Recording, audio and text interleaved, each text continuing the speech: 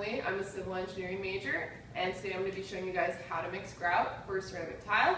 First thing you want to do is you want to cover the ground you're going to be mixing on because you want to prevent damage, and you also want to wear something that you don't mind getting messy.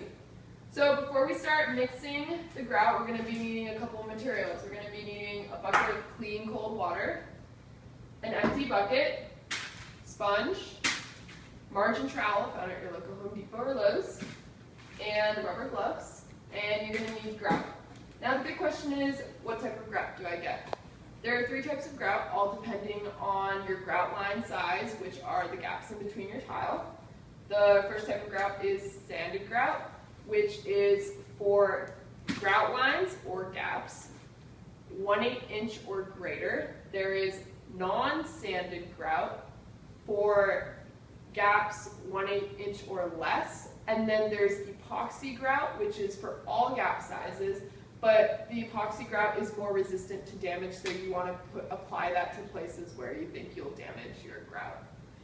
And now that we got that settled, we're going to be applying or mixing grout for ceramic tile with 1/4 inch gaps, so that is why we have sanded grout. So to begin the grout mixing process, you're going to want to put on your rubber gloves first, and then you're going to also want to keep in mind that the grout has a dust-like particle thing and it kind of goes all over the place when you pour it, so keep that in mind. Keep your distance or wear goggles.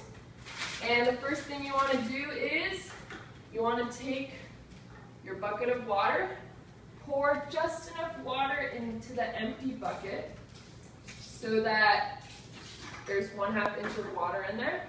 Should be a very small amount, by the way. And the general rule of thumb for grout and water is you want 3 parts grout for 1 part water. So you're going to take your grout powder mixture in here. You're going to pour 3 parts, a lot more grout than water, into here, so there's enough.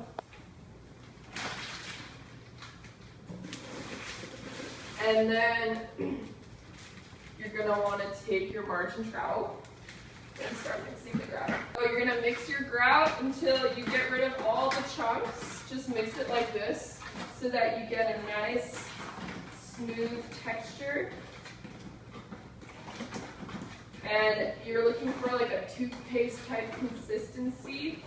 And sometimes if you put too much water in there, it might be a little thin, so you can always add more powder. You put too much grout in there, it might be a little thick, you can always add water. One way to add water in a very nice way is to dip your sponge in here and just squeeze it in so that you don't put too much, which is very handy.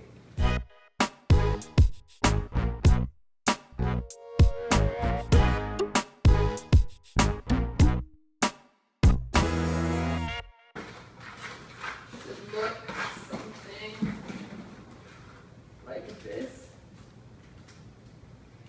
And what you want to keep in mind for beginners is that you want to keep the grout mixture a little thin because it's easier to spread over the tile, just for beginners who haven't grouted before. And if you're grouting a larger area, you want to do smaller amounts of grout because grout tends to dry out in 30 minutes. But once you finish the grout mixture and you get your desired consistency, what you're going to want to do is you want to let it sit for 5 minutes, mix it again, and then you're ready for application to your tile. Thank you for watching.